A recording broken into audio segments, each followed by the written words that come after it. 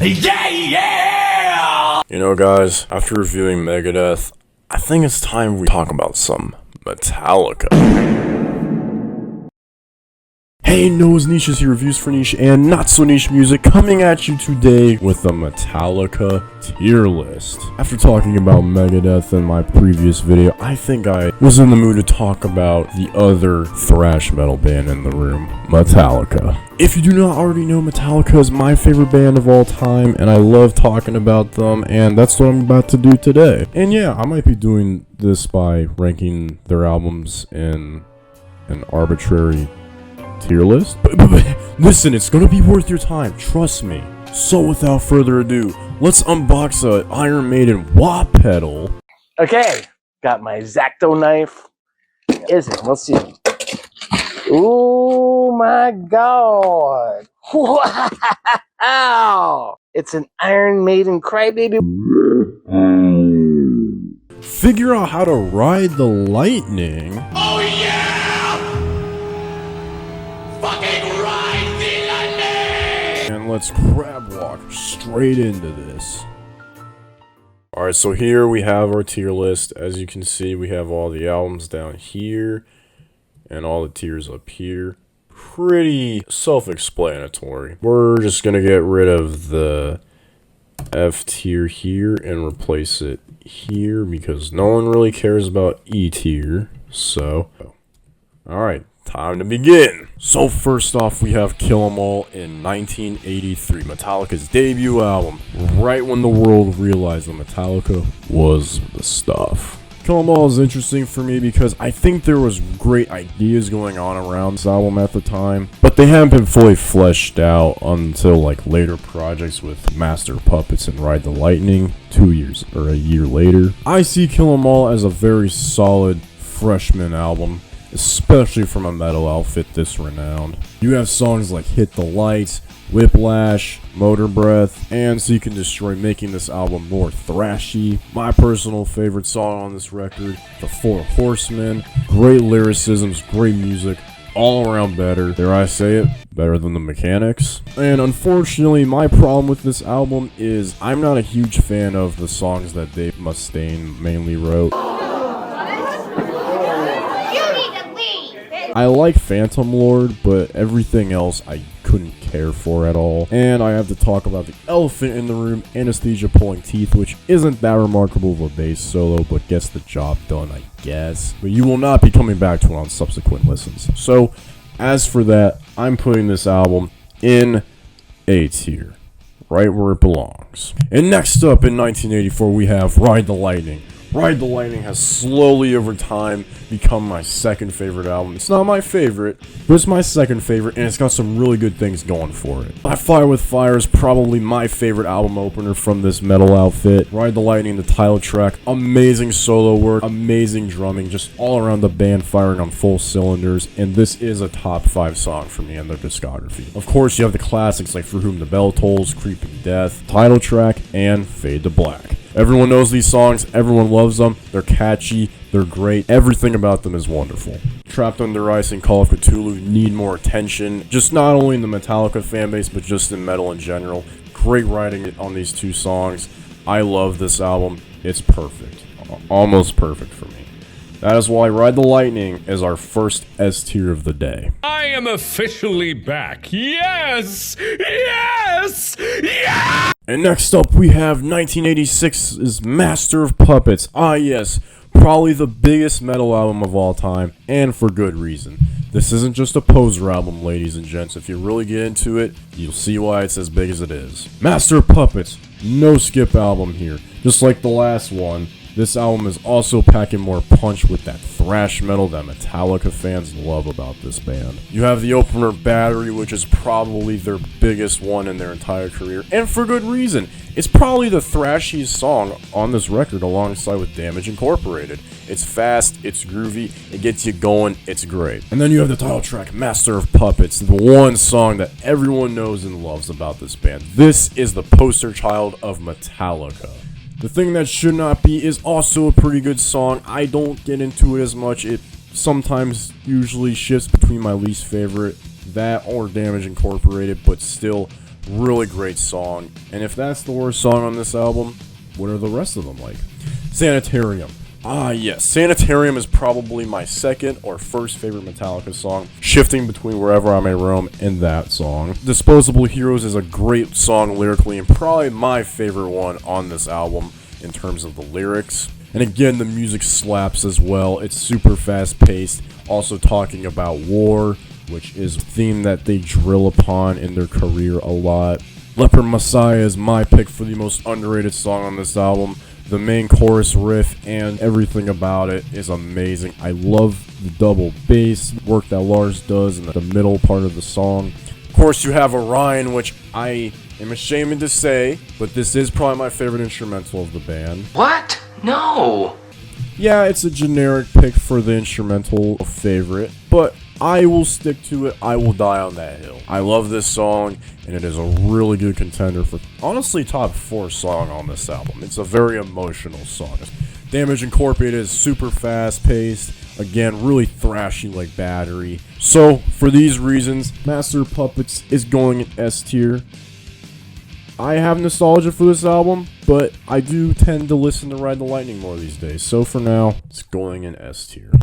And next up, in 1988, we have And Justice for All. Yes, I know, I skipped over the Garage Days Revisited $5 EP, and as you can see, it is not on this list, but I chose to compile it into Garage Incorporated because they did add it on that album, and I will touch on the $5 EP on its own when we hit Garage Incorporated. So for now, And Justice for All, this is my favorite one. What? What? This is a moment in history!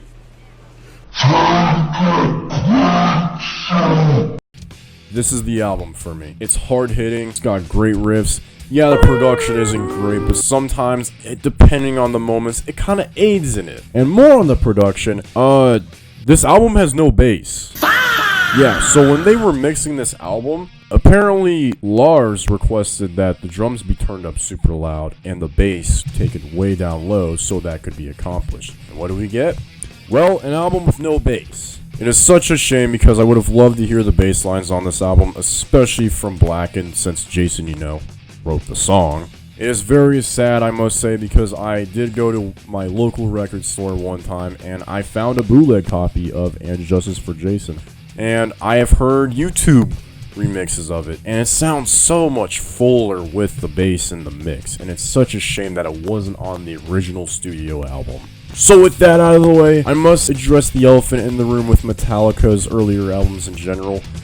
Their production was never that good. You suck ass. You really do. Once the Black Album hit, they knew what was up, they knew how to do it right. But before that, their first 4 albums have a really not great mix in each and every one of them. Do I like the drum sound on And Justice for All?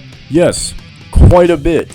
Do I know it's doggy dookie? Absolutely. As for the actual songs on this record, I love each and every one of them. This is a no-skip album for me. My personal favorites are Dyer's Eve, The Shortest Straw, Frayed Ends of Sanity, and of course, Eye of the Beholder. Yeah, you know this album is good when I list the deep cuts as my favorites. Musically, this is probably the closest the band reaches to prog, and I am a big sucker for prog metal, so this album really appeals to my senses. This, overall, is my favorite Metallica album, and Justice for All is going in SS tier. Right where it belongs in its rightful place. And next up we have the Black Album. Anywhere I roam, where I lay my head is home there. Dare I say it, Black Album is better than Master of Puppets. This is the worst. Now hold your horses, let me explain. The Black Album has some of the band's best songwriting moments in their entire discography. Every song on here is masterfully written. Whether these songs have become overplayed like Enter Sandman and Sad But True, or they're missed on deep cuts like My Friend of Misery, Of Wolf and Man, and one of my personal favorites, The God That Failed. And yeah, this album isn't that complex, but this album made changes in metal. And yeah, you're probably sick of hearing people say that, but guess what? It's true. He's out of line, but he's right. I don't know a single person that hasn't been influenced by this album to a degree. You know this album is great when half the songs on this album are singles. Enter Sandman, Sad But True, Nothing Else Matters, The Unforgiven, and my personal favorite on this record, Wherever I May Roam.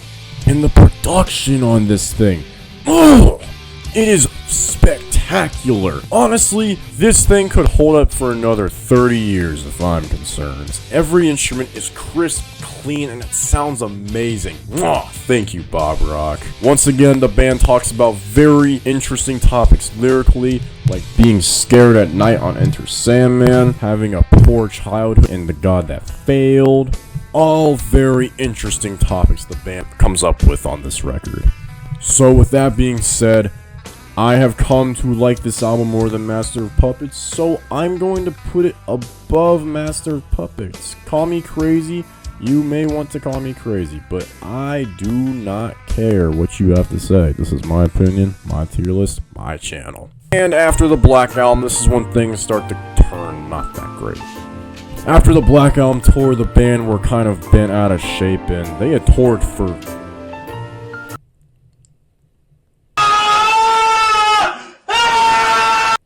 quite a long time, with quite a lot of shows. So Lars and James went back to the studio, of course, because that's what you do when you're burnt out. Make more music. Anyway, well, they came up with around 30 song ideas or so, and developed them into full-length songs, and what we have now is Load and Reload. So, were those 30 song ideas worthwhile? So with that being said, we have Load, 1996's, and honestly guys, I like Load quite a bit.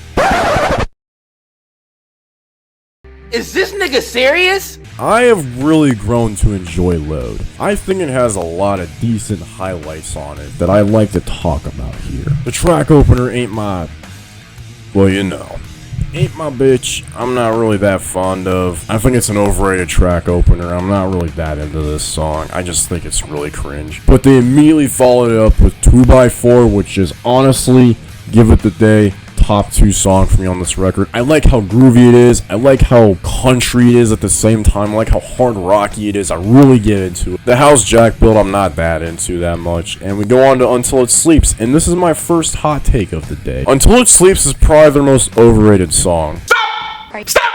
No. I do not understand the hype for this song. I don't dig it. I don't really care for it. It bores me. Nothing interesting happens. It reminds me of Deftones in a way, and I dislike Deftones very strongly. What did he say? Moving on, we have King Nothing, Hero of the Day, and Bleeding Me, which is my favorite 3-song run on this record. All these songs I really love a lot. King Nothing is very groovy. Again, Hero of the Day, it's got a twang to it, but it's a really good twang, and I really like it. Bleeding Me, it's very mellow, and then it raises its mood, and it gets really good, and I love it. Here and Poor Twisted Me, I couldn't care less about. Wasting My Hate, Mama Said, Thorn Within, Ronnie, and The Outlaw Torn are, again, pretty strong songs. Overall, guys, this album is one of 2 guilty pleasures for me in the band's discography, and I think I'm gonna go with a high B tier on this album. And next up, we have 1997's Reload. Gone insane, but the memory remains.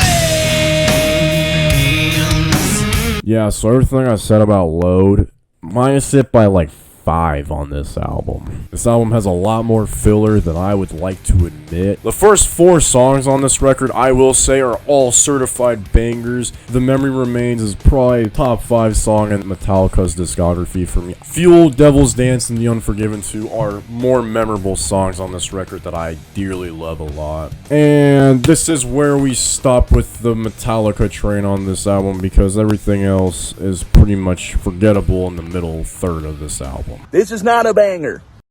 This is not a banger. And I know bangers. I know bangers. Bad Seed. I just don't understand. It's probably lyrically the weakest song that the band has ever written. Slither and Carpe Diem Baby are just mid-cringe anthems that I just don't care for. And moving on, we have Where the Wild Things Are and Prince Charming, which are my guilty pleasure songs on this album. And as for the last chunk of this album, I only really care for Fixer. Fixer only interests me even a decent bit, and other than that, the other two songs, Attitude and Low Man's lyric, don't really catch my eye. Low Man's lyric is a little too leaning in the country-ish aspect of this album for me, and I lose immersion compared to the other hard rocky songs like Fuel and Memory Remains. Overall, this album is just kind of forgettable and you can move past it. If people ask me, hey, what Metallica albums should I listen to? This is usually one of the last ones I tell them they should listen to. It's just not really worth your time. Unless you want to listen to the singles, which are the best songs. And for that, I think I'm going to put Reload in a C tier position for now. Moving on, we have Garage Incorporated. The balance will soon be wandering the way they always do when you're riding. Now, I'm going to lump the $5 EP into this because they added it onto this album. So, with that being said, let's start with the $5 EP since it came out all the way back in 1987. I think it's pretty decent. I like the covers that they chose on there. I like these songs quite a bit, and they raised the album for me, considering they put it on Garage Incorporated. As for its own, I think I'll put Garage Days Revisited, the $5 EP, and like probably a B tier spot. As for the whole cover album, I'm kind of torn on it. I think I'm gonna put it in a B+, and here's why. I don't think it's too memorable considering this is a cover album. Now, some covers on here slap, don't get me wrong, like Stone Cold Crazy, Am I Evil, Whiskey in the Jar. I love these covers, just to name a few that slap. Die Die My Darling is also another one I like, but on the other side of that, they do a lot of things on here that I didn't really need. And I'm also gonna say this, the Turn the Page cover is kind of overrated for me. It's a little interesting, but it's not that interesting. Merciful Fate, again, I hate Merciful Fate, so I don't like that they covered this song. I don't like how one of my least favorite metal bands had a song covered by my favorite metal band. I don't like it. Red Fan is also really good. However, I must add some more songs like Killing Time, Prince, Blitzkrieg. Yes, Blitzkrieg. I'm not that big a fan of Blitzkrieg.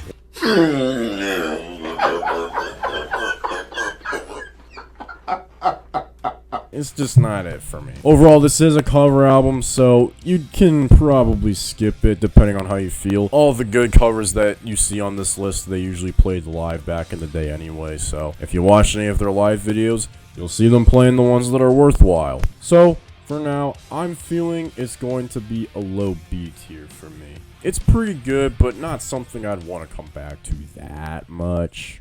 Now, on the flip side of that, we have S&M.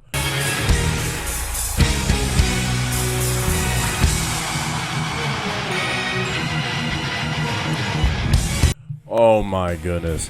S&M is probably one of the best live albums I've ever listened to. It is very jam-packed. The orchestration in this album with the Metallica staple songs is just so great to hear. Some of my favorites to list out are Call of Cthulhu, Memory Remains, The Thing That Should Not Be, Battery, and, of course, No Leaf Clover. This album is immaculate. Even the ones that are not worth noting on this album are still worth noting. If you do not know, this album was created with the San Francisco Symphony Orchestra and Metallica, hence the name S&M. And this album is amazing front to back. I highly recommend it if you haven't listened to it.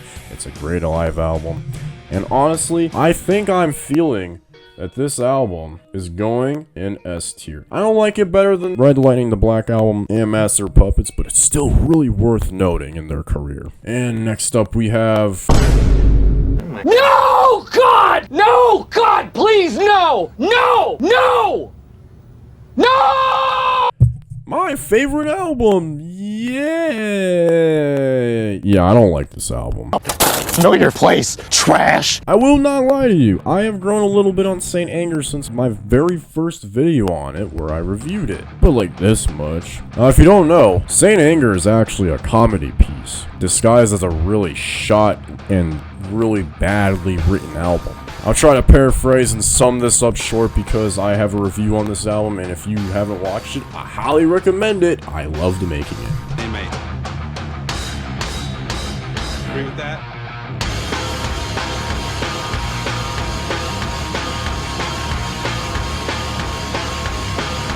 So this album's really noticeable bad thing about it is the production. The production is not worthwhile noting, and it's kind of bad.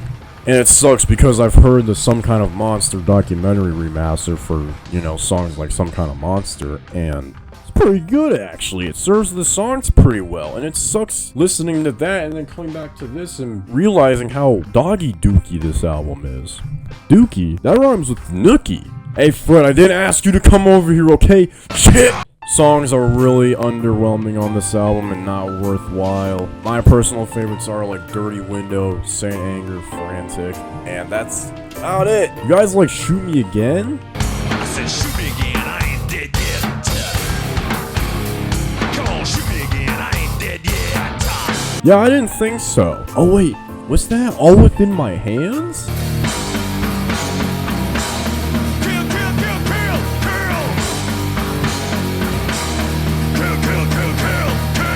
Guys, this album is so good. Actually, it should have been Album of the Year in 2003, which is why I'm putting it in D tier.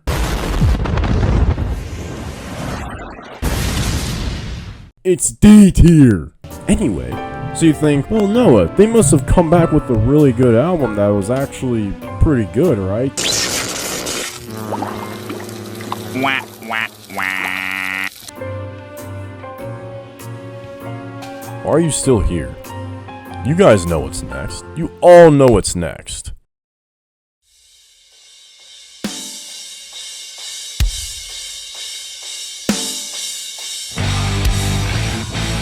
I am a chorus of the voices. What the hell is that? So next up we have Lulu. Oh gosh, guys, strap your seatbelts in because Lulu, it's so bad. It's awful. It's all fucking awful! It's all of it, and every single one of them sucks! So Lulu is an actual studio album by Metallica and Lou Reed. It was a collaboration that they decided to do for some unknown reason back in. And oh boy, this album is so good that you will want to listen to it for end on end on end. And just kidding, I'm lying. I'm going to play you a clip right now from one of the worst songs on this album, and it's called Dragon. And I think all my criticisms for this album will slowly start to make sense. You don't actually care. You don't actually care. Love for you is no beginning. You're not really there. Hallucination. Yeah, it's pretty bad, guys. So, honestly, I don't have a lot to say about this album that hasn't already been said, except it's awful. It's awful. You have songs like The View, which are kind of funny because, you know, it has the infamous I am the table line. Oh no! Our table! It's broken!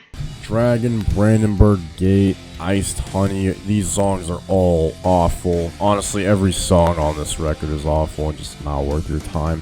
And you're telling me this is an hour and a half long? Talk about bloated, my god. What were they thinking when they made this album? Were they? I don't think they were. So, with all these thoughts in mind, I'm done talking about Lulu, and it's going in F tier. Worst Metallica album of all time. And next up we have Death Magnetic. Cause we hunt you down with a birthday. Hunt you down all night, man long. I love Death Magnetic. Death Magnetic is my second guilty pleasure album in their discography. Death Magnetic has some pretty good things going for it, all things considered. I love Broken Beat and Scarred. Cyanide is an amazing song to get down to live. The Unforgiven 3, which is the third track of the Unforgiven saga. I love this song. And you have the fourth, probably most likely forgotten instrumental of the band, Suicide Redemption. It's a really good song. It's actually probably one of the better instrumentals in the discography. It's got some interesting things going on, and of course you have That Was Just Your Life, The End of the Line, and The Day That Never Comes, which is biggest song on this album. I do think this song is a little overrated, but I for once get the hype. Overall, I think this album does get a little overhated, I'm not gonna lie. But the mix is still, once again, not that great. So anyway, I digress on the mix, but overall, I think this album slaps. This album is going in high B. above Load. And next up we have Hardwired.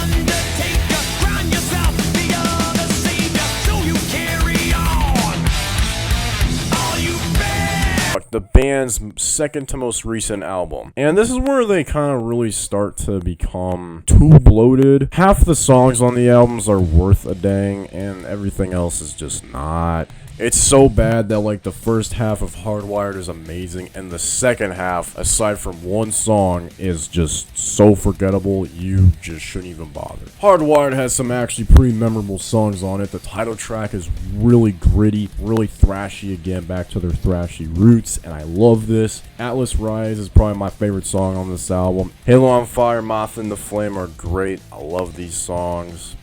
And Spit Out the Bone is the last notable song on this album for me.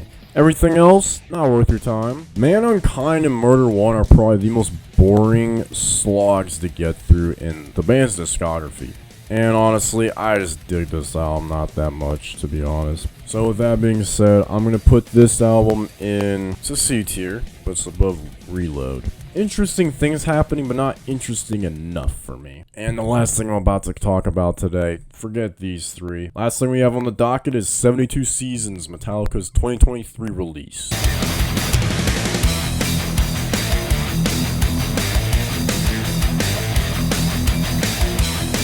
I think this album is actually pretty good. I have nostalgia for this album though. I am being a bit biased because right when I was getting into the band, this album came out, and I actually digged it quite a bit.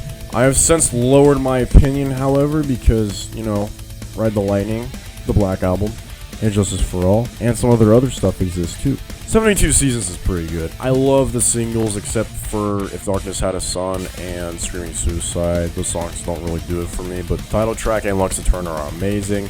The last three songs on this album, Too Far Gone, Inamorata, and Room of Mirrors, are probably my favorite on this record. Sleepwalk My Life Away is a guilty pleasure of mine. I must dock points though because You Must Burn sounds too much like Sad But True, and Sleepwalk My Life Away kind of sounds like Enter Sandman. The moments I really like on this album, I really like. And the moments that I don't like on this album, I couldn't care less about. So, with all these thoughts in mind, I will wrap up this tier list with putting 72 Seasons in B tier. Ooh. I'm gonna put it here between Garage Inc. and Load. And that's my tier list, guys. Let me know what you think in the comments down below. Future Noah here. I think I reset my statement. I think Load is actually an A tier album. Noah's Niche is hitting you with those great albums, good albums, bad albums, really bad albums. I'll see you guys in the next video. Now, you'll excuse me, I gotta figure out what Alcoholica is all about. Yeah!